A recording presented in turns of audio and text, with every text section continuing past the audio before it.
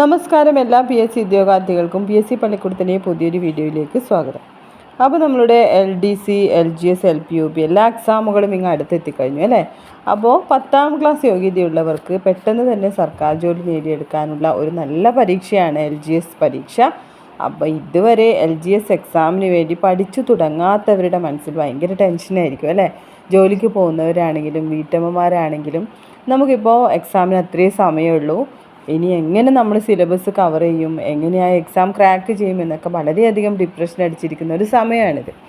അപ്പോൾ നമുക്ക് എത്രയും പെട്ടെന്ന് തന്നെ സിലബസ് കവർ ചെയ്യാനുള്ള ഒരു മാർഗം എന്താണെന്ന് വെച്ചാൽ ഓരോ സിലബസിലെയും പ്രീവിയസ് ക്വസ്റ്റ്യനും അതോടനുബന്ധിച്ച വസ്തുതകളിലൂടെ സിലബസ് കവർ ചെയ്ത് പഠിക്കാൻ പറ്റുമെങ്കിൽ നമുക്ക് പെട്ടെന്ന് തന്നെ ഒരു മാസത്തിനുള്ളിൽ തന്നെ നമുക്ക് LGSൻ്റെ സിലബസ് കവർ ചെയ്യാൻ സാധിക്കും. കാരണം അത്രയധികമൊന്നും നമുക്കതിൽ പഠിക്കാനില്ല, വളരെ കുറച്ച് കാര്യങ്ങളേ ഉള്ളൂ, ഇംഗ്ലീഷൊന്നുമില്ല. അപ്പോൾ നമുക്ക് പെട്ടെന്ന് തന്നെ പഠിച്ചെടുക്കാൻ സാധിക്കും.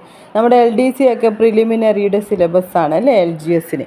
അപ്പോൾ ഇനി ടെൻഷനൊന്നും വേണ്ട, നമ്മൾ ആ ഒരു രീതിയിൽ പഠിക്കാൻ പോവുകയാണ്. അതായത് ഓരോ സിലബസിലെ ഓരോ ടോപ്പിക്കിലെയും പ്രീവിയസ് ക്വസ്റ്റ്യൻസ് അതോടൊപ്പമുള്ള അനുബന്ധ വസ്തുതകളും ചർച്ച ചെയ്ത് പഠിച്ച് നമ്മൾ സിലബസ് പെട്ടെന്ന് തന്നെ കംപ്ലീറ്റ് ചെയ്യാൻ പോവുകയാണ്. അപ്പോൾ ഈ രീതിയിൽ നിങ്ങൾ പഠിക്കുകയാണെങ്കിൽ എത്രയും പെട്ടെന്ന് നിങ്ങൾക്ക് സിലബസ് കവർ ചെയ്യാൻ സാധിക്കും. PSC പലതവണ ചോദിച്ച ചോദ്യങ്ങൾ കൂടി അതിൽ ആവർത്തിച്ച് വരും. അതുപോലെ തന്നെ അനുബന്ധ വസ്തുതകളും പഠിക്കുമ്പോൾ നമുക്ക് ആ സിലബസിലെ ആ ടോപ്പിക്ക് മുഴുവനായും കവർ ചെയ്യാൻ സാധിക്കും.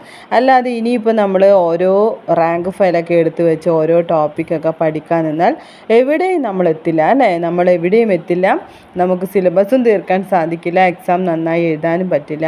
അങ്ങനെ നമുക്ക് ഈ വർഷം നമുക്ക് നഷ്ടപ്പെട്ടു പോകും അല്ലേ. അപ്പോൾ അതിനൊന്നും ഇടവരുത്തേണ്ട. സർക്കാർ ജോലി എന്ന ഒരു സ്വപ്നം നിങ്ങളുടെ മനസ്സിലുണ്ടെങ്കിൽ വളരെ സ്മാർട്ടായി പഠിക്കാൻ ശ്രദ്ധിക്കുക. അതുപോലെ തന്നെ എക്സാം ഓറിയൻറ്റഡായി പഠിക്കുക. കണ്ടമാനം നമുക്ക് ആവശ്യമില്ലാത്ത കാര്യങ്ങൾ പഠിക്കാതെ എക്സാമിന് ചോദിക്കുന്ന കാര്യങ്ങൾ മാത്രം പഠിച്ച് സിലബസ് കവർ ചെയ്ത് വളരെ കോൺഫിഡൻസോട് കൂടി എക്സാം ഹാളിലേക്ക് പോകണമെങ്കിൽ ഇനി നമ്മൾ ഈ രീതിയിൽ പഠിച്ചേ മതിയാവൂ. അപ്പോൾ നമ്മളിന്ന് സ്റ്റാർട്ട് ചെയ്യുകയാണ്.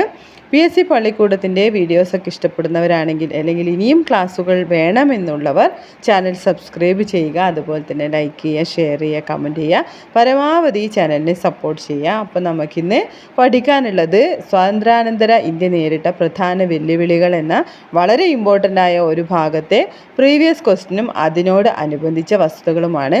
ഈ ഭാഗത്ത് നിന്നും PSC നിരന്തരം ചോദ്യങ്ങൾ ചോദിക്കുന്നതാണ്. ഒരു ക്വസ്റ്റ്യനെങ്കിലും ഇല്ലാത്ത ഒരു PSC എക്സാമും ഉണ്ടാവാറില്ല. അപ്പോൾ നമുക്കിന്ന് ക്ലാസ്സിലേക്ക് കടക്കാം, വളരെ വിശദമായി പഠിക്കാം. ആദ്യത്തെ ചോദ്യം ഇതാണ്: 1857 വിപ്ലവത്തിൻ്റെ താൽക്കാലിക വിജയത്തെ തുടർന്ന് വിപ്ലവകാരികൾ ഡൽഹിയിൽ ചക്രവർത്തിയായി വാഴിച്ചത് ആരെയാണ്? 1857 വിപ്ലവം എന്ന് പറയുന്നത് വളരെ ഇമ്പോർട്ടൻ്റ് ആയ ഒരു ടോപ്പിക്കാണ് അല്ലേ. ഒന്നാം സ്വാതന്ത്ര്യ സമരം എന്നറിയപ്പെടുന്ന 1857 വിപ്ലവത്തിൻ്റെ താൽക്കാലിക വിജയത്തെ തുടർന്ന് വിപ്ലവകാരികൾ ഡൽഹിയിൽ ചക്രവർത്തിയായി വാഴിച്ചത് ആരെയാണ്? ഓപ്ഷൻ ബി ആണ് ആൻസർ. ബഹദൂർ ഷാ രണ്ടാമനെയാണ് അല്ലേ. ആരെയാണ്? ബഹദൂർ ഷാ രണ്ടാമനെയാണ് വിപ്ലവകാരികൾ ഡൽഹിയിൽ ചക്രവർത്തിയായി വാഴിച്ചത്. ഇനി നമുക്കിതിൻ്റെ അനുബന്ധ വസ്തുതകൾ പഠിക്കാം. 1857 വിപ്ലവത്തിൻ്റെ ഫലമായി നാടുകടത്തപ്പെട്ട രാജാവാണ് ബഹദൂർ ഷാ രണ്ടാമൻ. അതായത് ബഹദൂർ ഷാ സഫർ എന്നാണ് അദ്ദേഹത്തിൻ്റെ പേര്. ബഹദൂർ ഷാ രണ്ടാമനെ നാടുകടത്തിയത് എങ്ങോട്ടാണ്? റങ്കൂണിലേക്കാണ്. അതായത് ഇന്നത്തെ മ്യാൻമാർ അല്ലേ, മ്യാൻമാറിലെ റങ്കൂണിലേക്കാണ് ബഹദൂർ ഷാ രണ്ടാമനെ നാടുകടത്തിയത്. ഇതും പ്രീവിയസ് ക്വസ്റ്റ്യൻ ആണ്. വിപ്ലവം പരാജയപ്പെട്ടതോടെ നേപ്പാളിലേക്ക് പലായനം ചെയ്ത വിപ്ലവകാരിയാണ് നാനാ സാഹിബ്. നേപ്പാളിലേക്ക് പലായനം ചെയ്തത് ആരാണെന്ന് ചോദിച്ചാൽ അത് നാനാ സാഹിബാണ്.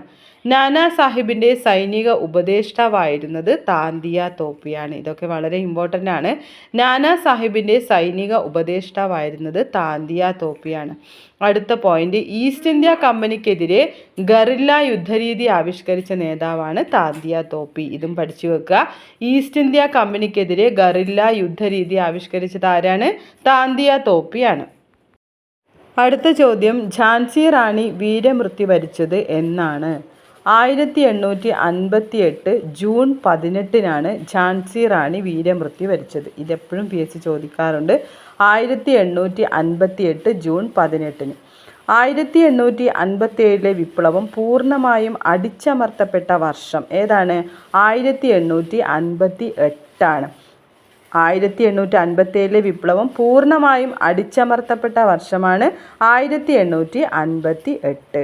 അടുത്ത ചോദ്യം, 1857 അവസാനത്തെ മുഗൾ ചക്രവർത്തി ബഹദൂർ ഷാ രണ്ടാമനെ നാടുകടത്തി മരിക്കുന്നതുവരെ തടവിൽ പാർപ്പിച്ചത് എവിടെയാണ്? ബർമ്മ അല്ലേ? ബർമ്മയിലാണ് തടവിൽ പാർപ്പിച്ചത്. ബർമ്മ നിലവിൽ അറിയപ്പെടുന്നത് മ്യാൻമാർ എന്നാണ്. ബർമ്മ നിലവിൽ അറിയപ്പെടുന്നത് എന്താണ്? മ്യാൻമാർ ആണ്. ഇതും PSC ചോദിക്കാറുണ്ട്. മ്യാൻമാറിൻ്റെ പഴയ പേരാണ് ബർമ്മ. അടുത്ത ചോദ്യം, poverty and unBritish rule in India എന്ന പുസ്തകം രചിച്ചതാര്? Poverty and unBritish rule in India എന്ന പുസ്തകം രചിച്ചതാരാണ്? ദാദാഭായ് നവറോജിയാണ്. പഠിച്ചു വെക്കുക. Poverty and unBritish rule in India എന്ന പുസ്തകം രചിച്ചത് ദാദാഭായ് നവറോജിയാണ്. ഇന്ത്യയുടെ ദേശീയ വരുമാനവും പ്രതിശീർഷ വരുമാനവും ആദ്യമായി കണക്കാക്കിയത് ദാദാഭായ് നവറോജിയാണ്. ഇന്ത്യയുടെ ദേശീയ വരുമാനവും പ്രതിശീർഷ വരുമാനവും ആദ്യമായി കണക്കാക്കിയത് ആരാണ്? ദാദാഭായ് നവറോജിയാണ്. അതുപോലെ തന്നെ ബ്രിട്ടീഷ് പാർലമെൻറ്റിൽ അംഗമായ ആദ്യത്തെ ഇന്ത്യക്കാരനാണ് ദാദാഭായ് നവറോജി. ബ്രിട്ടീഷ് പാർലമെൻറ്റിൽ അംഗമായ ആദ്യത്തെ ഇന്ത്യക്കാരൻ ആരാണെന്ന് ചോദിച്ചാൽ അതും ദാദാഭായ് നവറോജിയാണ്. സ്വരാജ് എന്ന പദം ആദ്യമായി ഉപയോഗിച്ചത് ദാദാഭായ് നവറോജിയാണ്. ബ്രിട്ടനിലെ ഇന്ത്യയുടെ അനൗദ്യോഗിക പ്രതിനിധിയാണ് ദാദാഭായ് നവറോജി. അതുപോലെ തന്നെ ഇന്ത്യൻ രാഷ്ട്രതന്ത്രശാസ്ത്രത്തിൻ്റെയും ഇന്ത്യൻ ധനതത്വശാസ്ത്രത്തിൻ്റെയും പിതാവാണ് ദാദാഭായ് നവറോജി. ഇന്ത്യയുടെ വന്ധ്യവയോധികൻ എന്നറിയപ്പെടുന്നത് ദാദാഭായ് നവറോജിയാണ്. കോൺഗ്രസിൻ്റെ ഏറ്റവും പ്രായം കൂടിയ പ്രസിഡന്റ് ദാദാഭായ് നവറോജിയാണ്. കോൺഗ്രസിൻ്റെ ഏറ്റവും പ്രായം കൂടിയ പ്രസിഡന്റാണ് ദാദാഭായ് നവറോജി. കോൺഗ്രസ്സിന് ആ പേര് നിർദ്ദേശിച്ചതും ദാദാഭായ് നവറോജിയാണ്. കോൺഗ്രസ് എന്ന പേര് നൽകിയത് ആരാണ്? ദാദാഭായ് നവറോജിയാണ്. കോൺഗ്രസിൻ്റെ പാഴ്സി മതക്കാരനായ ആദ്യ പ്രസിഡന്റ് ആരാണെന്ന് ചോദിച്ചാൽ അതും ദാദാഭായ് നവറോജിയാണ്. കോൺഗ്രസിൻ്റെ പാഴ്സി മതക്കാരനായ ആദ്യ പ്രസിഡന്റാണ് ദാദാഭായ് നവറോജി. ഏത് സമ്മേളനം? 1886 കൊൽക്കത്ത സമ്മേളനത്തിലാണ് പാഴ്സി മതക്കാരനായ ദാദാഭായ് നവറോജി പ്രസിഡന്റായത്. അപ്പോൾ ഇത്രയും കാര്യങ്ങൾ മനസ്സിലായല്ലോ. ഇനി നമുക്ക് കുറച്ച് കൃതികളും അവരുടെ കർത്താക്കളുമാണ് പഠിക്കാനുള്ളത് അല്ലേ? കൃതികളും കർത്താക്കളും പഠിക്കാനുണ്ട്. വളരെ ഇമ്പോർട്ടൻ്റ് ആണ്. ആദ്യത്തെ പുസ്തകമാണ് എൻ്റെ സത്യാന്വേഷണ പരീക്ഷണങ്ങൾ. അതെല്ലാവർക്കും അറിയാം അല്ലേ? ആരുടേതാണ്? മഹാത്മാഗാന്ധിയുടേതാണ് എൻ്റെ സത്യാന്വേഷണ പരീക്ഷണങ്ങൾ. അതുപോലെ തന്നെ glimpses of world history, discovery of India ആരുടേതാണ്? ജവഹർലാൽ നെഹ്റു. അപ്പോൾ ഡിസ്കവറി ഓഫ് ഇന്ത്യയൊക്കെ PYQ ആണ്. ജവഹർലാൽ നെഹ്റുവിൻ്റെ പ്രസിദ്ധമായ പുസ്തകമാണ് ഡിസ്കവറി ഓഫ് ഇന്ത്യ. അതുപോലെ തന്നെ ഗ്ലിംസസ് ഓഫ് വേൾഡ് ഹിസ്റ്ററി. അപ്പോൾ അടുത്ത പുസ്തകം the untouchables, who were Shudras, Buddha and his Dhamma. ഇതാരുടേതാണ്? ഈ 3 പുസ്തകവും ഡോക്ടർ BR അംബേദ്കറിൻ്റേതാണ്. ഏതൊക്കെയാണ് BR അംബേദ്കറിൻ്റെ പുസ്തകം? The untouchables, who were Shudras, Buddha and his Dhamma. അടുത്തത് the Indian struggle, an Indian pilgrim. ഇതാരുടേതാണ്? സുഭാഷ് ചന്ദ്രബോസിൻ്റെ അല്ലേ? ദ ഇന്ത്യൻ സ്ട്രഗിൾ ആരുടെ പുസ്തകമാണ്? സുഭാഷ് ചന്ദ്രബോസിൻ്റെ പുസ്തകമാണ്. ആൻ ഇന്ത്യൻ പിൽഗ്രിമും സുഭാഷ് ചന്ദ്രബോസിൻ്റെ പുസ്തകമാണ്. അടുത്തത് ഭഗത് സിംഗിൻ്റെ പുസ്തകമാണ് why I am an atheist. വളരെ ഇമ്പോർട്ടൻ്റ് ആണ്.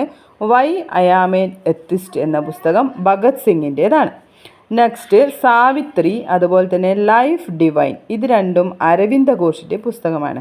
അരവിന്ദ ഘോഷിൻ്റെ പുസ്തകങ്ങളാണ് സാവിത്രി, ലൈഫ് ഡിവൈൻ. ലൈഫ് ഡിവൈനൊക്കെ പഠിച്ചു വെക്കണം, ഇമ്പോർട്ടൻ്റ് ആണ്. Next Gitanjali, the gardener, post office, Gora. ഇത് 4ഉം രവീന്ദ്രനാഥ ടാഗോറിൻ്റെ പുസ്തകമാണ്. ഗോറയൊക്കെ PSC പലതവണ ചോദിച്ചതാണ്. Gitanjali, the gardener, post office, Gora. ഇത് 4ഉം രവീന്ദ്രനാഥ ടാഗോറിൻ്റെ പുസ്തകമാണ്. Next the golden threshold, the broken wings ആരുടേതാണ്? സരോജിനി നായിഡുവിൻ്റെ പുസ്തകമാണ്. The golden threshold, the broken wings, Sarojini Naidu. India wins freedom ആരുടേതാണ്? അബ്ദുൽ കലാം ആസാദിൻ്റേതാണ് അല്ലേ? India wins freedom, Abdul Kalam Azad. Next arctic home in the Vedas, Gitarahasya ആരുടേതാണ്? ബാലഗംഗാധര തിലകൻ്റേതാണ്. ആർട്ടിക് ഹോംസ് ഇൻ വേദാസും ഗീതാരഹസ്യ എന്ന കൃതിയും ബാലഗംഗാധര തിലകൻ്റേതാണ്. India divided Satyagraha at Champaran ആരുടേതാണ്? Doctor Rajendra Prasad. India divided ഒക്കെ PSC പലതവണ ചോദിക്കുന്നതാണ്. India divided Satyagraha at Champaran ആരുടേതാണ്? ഡോക്ടർ രാജേന്ദ്ര പ്രസാദിൻ്റേതാണ്. അടുത്ത ചോദ്യം, വരാനിരിക്കുന്ന തലമുറകൾക്കുള്ള ഉദാത്ത മാതൃക എന്ന് ഗാന്ധിജിയെ വിശേഷിപ്പിച്ചതാര്? 2017 കൊല്ലം, തൃശ്ശൂർ, കാസർഗോഡ് LD ക്ലർക്ക് ജില്ലാ എക്സാമിൽ ചോദിച്ചതാണ്. വരാനിരിക്കുന്ന തലമുറകൾക്കുള്ള ഉദാത്ത മാതൃക എന്ന് ഗാന്ധിജിയെ വിശേഷിപ്പിച്ചതാര്? ആരാണ്? ആൽബർട്ട് ഐൻസ്റ്റീൻ ആണ് ഇങ്ങനെ വിശേഷിപ്പിച്ചത്. ഇതുപോലെയുള്ള ചോദ്യങ്ങൾ PSC പരീക്ഷകൾ നിരന്തരം ആവർത്തിക്കുന്നതാണ്. അതുകൊണ്ട് തന്നെ നമുക്ക് വിശേഷണങ്ങളും വിശേഷിപ്പിച്ചവരും എന്ന കുറച്ച് കാര്യങ്ങൾ പഠിക്കാം അല്ലേ. ഗാന്ധിജിയെ അർദ്ധനഗ്നനായ ഫക്കീർ എന്ന് വിശേഷിപ്പിച്ചതാരാണ്? വിൻസ്റ്റൺ ചർച്ചിലാണ്. ഗാന്ധിജിയെ അർദ്ധനഗ്നനായ ഫക്കീർ എന്ന് വിശേഷിപ്പിച്ചത് വിൻസ്റ്റൺ ചർച്ചിലാണ്. എൻ്റെ ഏകാംഗ സേന, അതായത് എൻ്റെ ഒറ്റയാൾ പട്ടാളം എന്ന് ഗാന്ധിജിയെ വിശേഷിപ്പിച്ചത് മൗണ്ട് ബാറ്റൺ ആണ്. എൻ്റെ ഏകാംഗ സേന അല്ലെങ്കിൽ എൻ്റെ ഒറ്റയാൾ പട്ടാളം എന്ന് ഗാന്ധിജിയെ വിശേഷിപ്പിച്ചത് ആരാണ്? മൗണ്ട് ബാറ്റൺ ആണ്. ചെറിയ തവിട്ട് സന്യാസി എന്ന് ഗാന്ധിജിയെ വിശേഷിപ്പിച്ചത് മാർട്ടിൻ ലൂഥർ കിങ് ജൂനിയർ ആണ്. ചെറിയ തവിട്ട് സന്യാസി എന്ന് വിശേഷിപ്പിച്ചത് മാർട്ടിൻ ലൂഥർ കിങ് ജൂനിയർ ആണ്. ആരെയാണ് വിശേഷിപ്പിച്ചത്? ഗാന്ധിജിയാണ് വിശേഷിപ്പിച്ചത്. ബുധഗ്രഹത്തെ പോലെ വിശ്രമഹീനൻ എന്ന് ഗാന്ധിജിയെ വിശേഷിപ്പിച്ചത് റലിയാത്ത് ബെൻ ആണ്. ബുധഗ്രഹത്തെ പോലെ വിശ്രമഹീനൻ എന്ന് ഗാന്ധിജിയെ വിശേഷിപ്പിച്ചത് ആരാണ്? റലിയാത്ത് ബെൻ ആണ്.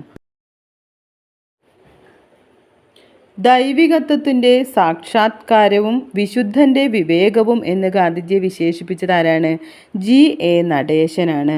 ദൈവികത്വത്തിൻ്റെ സാക്ഷാത്കാരവും വിശുദ്ധൻ്റെ വിവേകവും എന്ന് ഗാന്ധിജിയെ വിശേഷിപ്പിച്ചത് GA നടേശനാണ്. മിക്കി മൗസ് എന്ന് ഗാന്ധിജിയെ വിശേഷിപ്പിച്ചത് ആരാണ്? സരോജിനി നായിഡു ആണ്. ഇത് വളരെ ഇമ്പോർട്ടൻ്റ് ആണ്. മിക്കി മൗസ് എന്ന് ഗാന്ധിജിയെ വിശേഷിപ്പിച്ചത് സരോജിനി നായിഡു ആണ്. അടുത്തത്, മഹാത്മാ എന്ന് ഗാന്ധിജിയെ വിശേഷിപ്പിച്ചത് ആരാണ്? ടാഗോറാണ്. നമ്മൾ മഹാത്മാഗാന്ധി എന്നാണ് പറയുന്നത് അല്ലേ. അപ്പോൾ മഹാത്മാ എന്ന് ഗാന്ധിജിയെ വിശേഷിപ്പിച്ചത് രവീന്ദ്രനാഥ ടാഗോറാണ്. ഗുരുദേവ് എന്ന് ടാഗോറിനെ വിശേഷിപ്പിച്ചത് ആരാണ്? അത് ഗാന്ധിജിയാണ്. അങ്ങോട്ടും ഇങ്ങോട്ടും വിശേഷിപ്പിച്ചു അല്ലേ. ഗുരുദേവ് എന്ന് ടാഗോറിനെ വിശേഷിപ്പിച്ചത് ഗാന്ധിജിയാണ്. രാഷ്ട്രപിതാവ് എന്ന് ഗാന്ധിജിയെ വിശേഷിപ്പിച്ചത് സുഭാഷ് ചന്ദ്രബോസ് ആണ്. രാഷ്ട്രപിതാവ് എന്ന് ഗാന്ധിജിയെ വിശേഷിപ്പിച്ചത് സുഭാഷ് ചന്ദ്രബോസ് ആണ്. മഹാത്മാ എന്ന് ഗാന്ധിജിയെ വിശേഷിപ്പിച്ചത് ആരാണ്? ടാഗോറാണ് അല്ലേ, മാറിപ്പോകരുത്. രാഷ്ട്രപിതാവ് എന്ന് ഗാന്ധിജിയെ വിശേഷിപ്പിച്ചത് സുഭാഷ് ചന്ദ്രബോസ് ആണ്. ദേശസ്നേഹികളുടെ രാജകുമാരൻ എന്ന് സുഭാഷ് ചന്ദ്രബോസിനെ വിശേഷിപ്പിച്ചത് ഗാന്ധിജിയാണ്.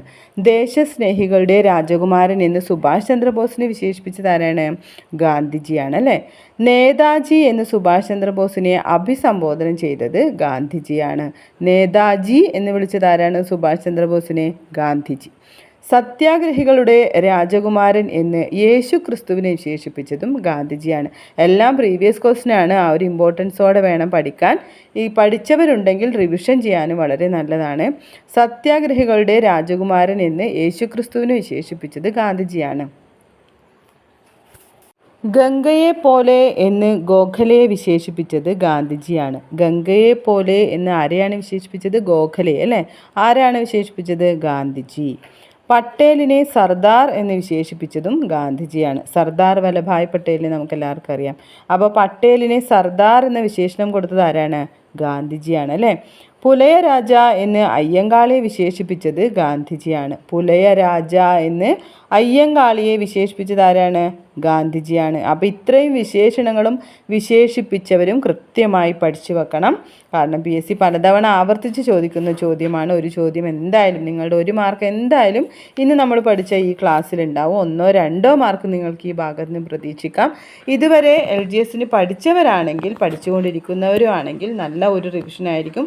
ഓരോ സിലബസിലെ ഓരോ ടോപ്പിക്കിൽ നിന്ന് നമ്മൾ പ്രീവിയസ് ക്വസ്റ്റ്യനും അതുപോലെ അനുബന്ധ വസ്തുതകളും കൃത്യമായി 1 by 1 ആയി നമ്മൾ കവർ ചെയ്യും. അപ്പോൾ ഈ രീതിയിലുള്ള ക്ലാസ് ഇഷ്ടപ്പെട്ടോ എന്നൊക്കെ നിങ്ങൾ കമൻറ്റ് ചെയ്യണം. അതുപോലെ തന്നെ ഒരു ലൈക്ക് കൊടുക്കാനും മടിക്കരുത്. സബ്സ്ക്രൈബ് ചെയ്യാതെ ആരെങ്കിലും കാണുന്നുണ്ടെങ്കിൽ ചാനൽ ഒന്ന് സബ്സ്ക്രൈബ് ചെയ്ത് സപ്പോർട്ട് ചെയ്യല്ലോ.